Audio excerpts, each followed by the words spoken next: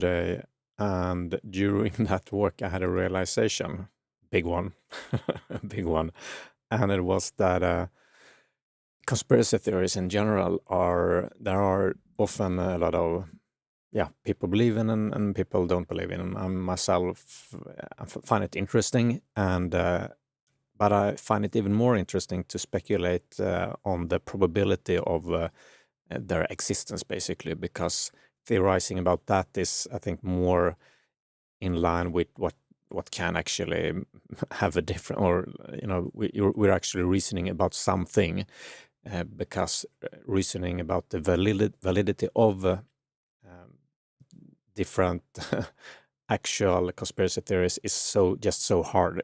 There's so much conflicting evidence about everything, and I don't usually, for myself at least, see a point in it unless you're just interested in it and find it interesting to speculate, which I can do to some to some extent. But I find it more interesting again to just think about how the nature of conspiracy theories and the arguments for them and the arguments against them on a more larger scale, shall we say, or taking a larger perspective and looking at them as a whole, not just a specific, when, there were no blood on the hand, and was it,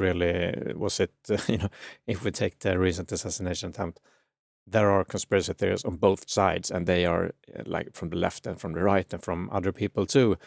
People are just, it's so easy to make up a theory about what have happened and see oh, that's weird, something fishy must be going on, and I don't like this, and people just looking at it that way, we know that even if we think that there are probably some theories that are true, we must sometimes, we must at the same time realize that, because almost like the argument against religion, the major religions, Ricky Gervais used to say this, that or maybe he still does, that it's not that I don't believe in your God. I'm actually very much like you. I don't believe in the 999 different gods that you don't. If, like, let's say he's speaking to a Christian, saying, I don't believe in all those gods, right? So I'm just like you. I'm just not believing in your God either. So, and if everybody says that everybody else is wrong about this regarding religion and which God is the Almighty One, only one can be the right one. And in that perspective, we can have a larger perspective on that too. But according to most of the traditions or religions, or especially the fundamental religions, religious beliefs, there can only be one. Only one can have the right God, and by default, everyone else must be off. The same thing, I would say, is true for many of the conspiracy theories that we see, because they are contradicting each other. If one of them is true, most of the other ones are off. So by that kind of logic, most conspiracy theories are just not true. Because, as I said, they can't all be true. They can only be one or two or whatever. And the left and right, those they make up almost the same amount of I don't know if it's the same amount, but they make up these theories on both sides, and they are totally in opposition to each other. So okay. That's one thing. I think that's one of the aspects surrounding conspiracy theories that is good to have in mind when you're thinking about, is this true, or maybe is this true? And also just seeing that it's not too much of a point unless you just find it interesting to speculate, because it's so easy to make up theories about anything. Why did that happen? That must be something fishy, and that's because something this happened, and over there we don't have any information about anything, and you need to go down deep rabbit holes to to get anywhere, basically, in to get anywhere. And I for myself would say that I remember Rogan, the Joe Rogan podcaster, Joe Rogan Experience. He's really fascinated with conspiracy theories, and the moon landing was one of them. And he really went at it. He went down, looked at it, and he spoke to people, and he wanted to get information. And he even did a whole documentary series about, was it aliens? Maybe I'm not sure. Anyway, the point is that he's really open to anything. I mean, he believes in all kinds of theories, and he's open, I think, in a good way, and sometimes a bit naive way, just as myself. I'm pretty naive at times too. But what he came to, what he realized through actually going out there, being really open, wanting to have proof of some things, was that he couldn't find anything. And he spent, he had an enormous amount of resources to go to people, to speak to them, and he was just, give me some sort of evidence for this, just give me something. And everyone was just talking, yeah, this person said this, and this was that, and that, whatever it was, and he couldn't get it. That doesn't mean that nothing of it is true, but it's just points to this realization that I have had myself too, that it tends to be a rabbit hole that leads nowhere. You usually don't go anywhere. At least that is my experience. You get you see that, okay, this is all weird kinds of stuff, but you don't, in the end, you don't have anything to really hold on to. You don't have any definite proof of anything. You just have a bunch of theories and a bunch of weird stuff, and maybe I don't know. Okay, so back to my grand realization. Thank you for staying with me. This is really going from the backside. So one of the theories, of course, that I mentioned was that we know that most of the theories must be untrue because they are contradictory. So by its very nature, that is true. We also know that many of the theories are true because we know of many prior conspiracy theories, because when we say conspiracy theory, it's basically something that isn't proven yet, and it's most often used in the derogatory sense or fashion. It's the actual term came out of a derogatory an institution that wanted to use it in a derogatory way. I don't know what else we can call it though. So I'm have to call it, and I'm trying to use it in a neutral way, not in a derogatory way. It's just theories about bad stuff, basically, or people conspiring against, whatever it may be. We know a lot of them are true because they have been proven true. For example, I really liked Snowden and the NSA, National Security Agency. That is such an obvious conspiracy before. If someone would have said, yeah, the the NSA is watching everyone, they're looking through your computers, they are, they don't have any permission to do it. They're doing it against the law. They're lying about doing it, and and they do it to everyone. If you would say that, and they would testify like they did and saying they are not doing it, most, I don't know, many people would believe in it, especially those who in general are sort of against conspiracy theories. So they would just say, yeah, no, this is just a conspiracy theory. But it's been proven. It's been proven. And Edward Snowden is definitely not a sort of, how do we call it? He's not a poster boy for conspiracy theories. He's really, I think most people find him to be very trustworthy on both sides. In the beginning, he was really like hated by at least, I don't know which groups, I don't want to say it, but they didn't like him from the beginning in many parts of the US, and definitely not the NSA and the government. But the tides has shifted, and he has been proven to have been correct. And that's just one conspiracy theory that has been proven to be true, and there are many others that have been proven to be true, which at the outset people would have said no, they're not true. And by that analogy, or we just know that there are, of course, a lot of other theories that people are now speaking about that are also true, just like the Edward Snowden and the NSA conspiracy was true. So that is also true. And what is also interesting with it is that the fact that a lot of people knew about it. When I was younger, I used to think that, okay, if a lot of people know about something, or enough people knows about it, it will leak, just like it did with Snowden. So you would think maybe that, that proves that we know about the conspiracies because it was leaked. But it is obvious that Snowden isn't the typical person to leak things. Or he is the typical person maybe, but it's not a typical thing that people leak these kinds of things like he did, because you ruin your whole life, basically. He's in exile in Russia. He can't, he could be prosecuted and go to jail for his saving. Everything was blocked. His passport was revoked. He was just annihilated as a civil person, basically. And again, he lives in exile in Russia. So how would people feel that they could, why would people leak this?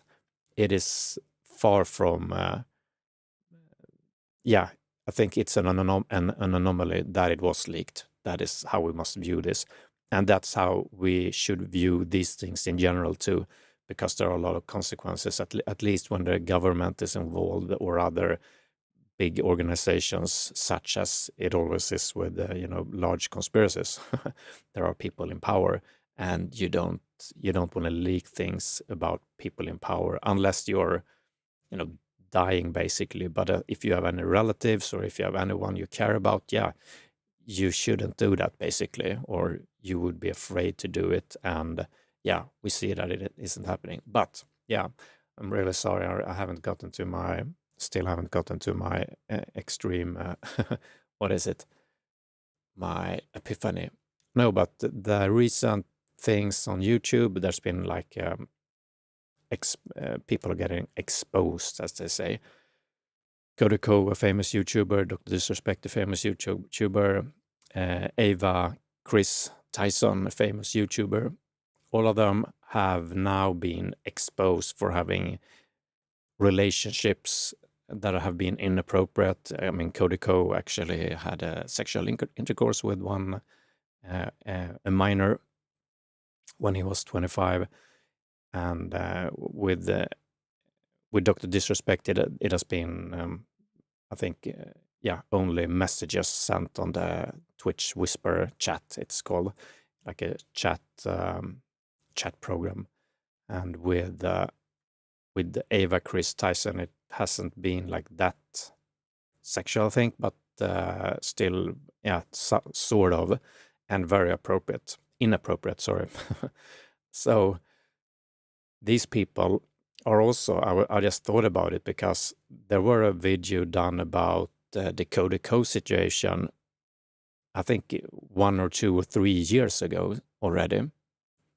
So if we think about that as a conspiracy, the Kodako situation, when he did what he did, and a lot of people know about it, they have even spoken about it, but it hasn't reached the zeitgeist, and it can be different. There are different factors that play into that. But here we had, a person doing a video on YouTube, it's public for anyone. She did it, I think, I don't remember actually, I think it was a couple of years ago at least. But no one cared. No one cared about it. So that also plays into this idea about things just getting exposed because whatnot. Even if we take Harvey Weinstein and the Me Too movement, a lot of people knew about this. All the victims knew about it. The victims' friends knew about it, and it was sort of an open secret, as many people say today. within, but he was never prosecuted, and it went on for decades. Why is that? Why is that? If we take this also as a sort of conspiracy, or if people were saying this, yeah, he's been doing these things, really bad stuff, and someone else would say, no, I mean, why don't they just go to the police? Why isn't just someone calling him out? And if it's public knowledge, it would be public knowledge if it's open and in an open secret, whatever. But it wasn't.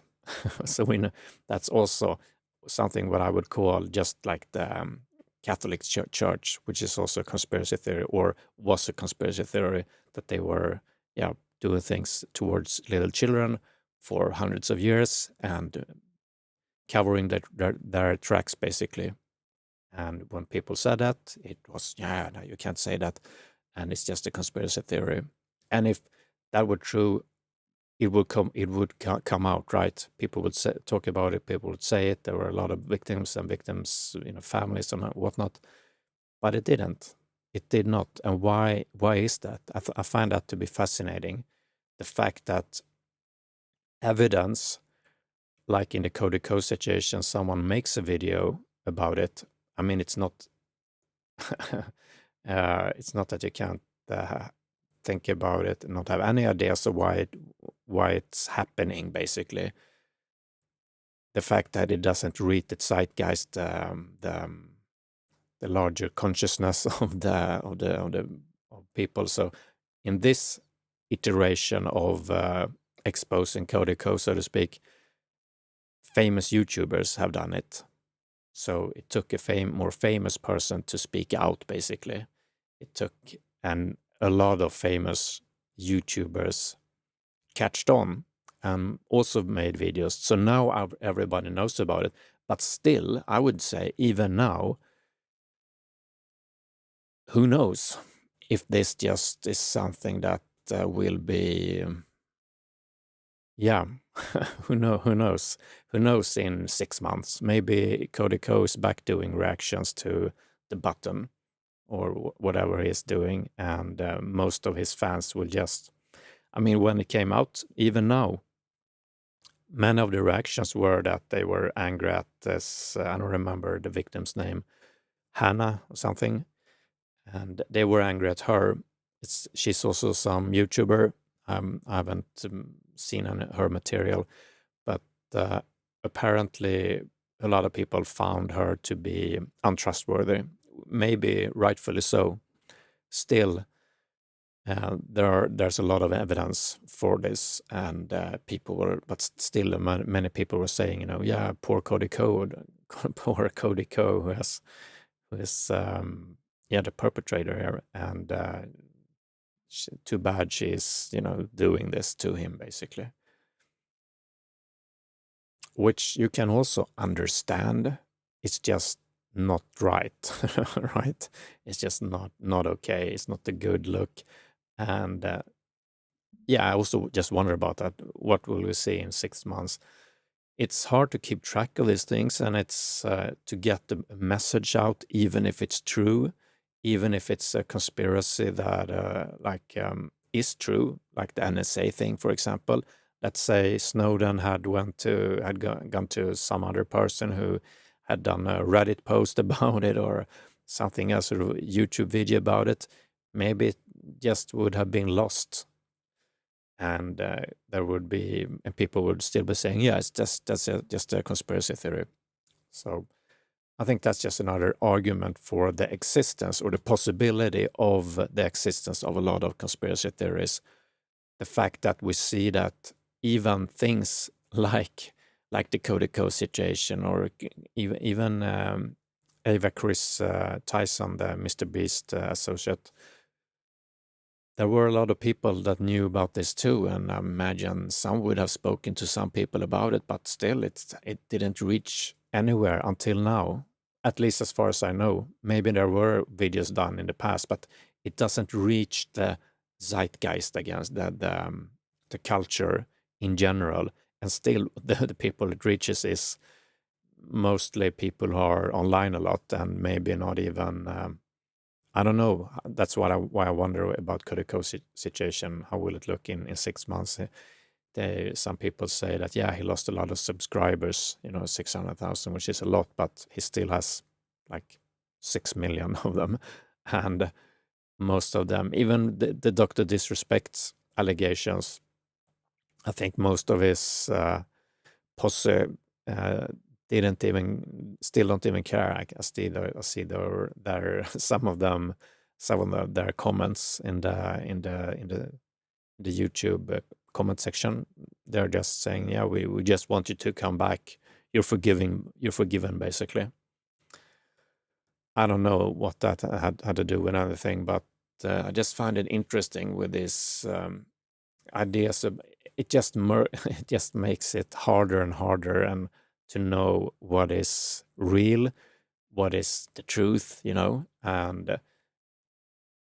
so the best approach you can take, I think, at least for me, I mean, depending what you're after, but it's to view at it as a holistic picture, sort of, and try to see how the different variables fit together and what you could possibly make of it, and rather about making it which theory is true or not, because that's just impossible. You don't have the information. You can make inferences from the available data that has been proven, like and examples, just like now with the YouTube expositions, people getting exposed on YouTube. You see that even though people know about these things for years, just like the Harvey Weinstein thing too, decades went by, and it wasn't like he committed those crimes a couple of years ago. He committed those crimes for 30 years, ongoingly, with new victims every time, or maybe old victims too, and people knew about it. But yeah, that's also this thing. You don't, you shouldn't convict anyone before a trial. Sure, that's true, but what is it that makes it so hard to convict many of these people or get them into trial? It's not like the justice system is just something you push a button and people are tried in a neutral way and then are prosecuted and the truth comes out. That's not how it works. It's rather that the zeitgeist changed, around this subject with the Me Too movement, and all of a sudden it wasn't okay to be doing that anymore, or it wasn't as okay, even to the degree that you got convicted for it. But before, it just wasn't like that. It wasn't like that. How do you say? It's proven that it wasn't like that in many ways because he wasn't convicted until very recently. Okay, so those were just some thoughts around conspiracy theories. I don't know if it helped in any way, but I just find it fascinating to think about it and try to understand the broader strokes around it. Yeah, okay. So that was it.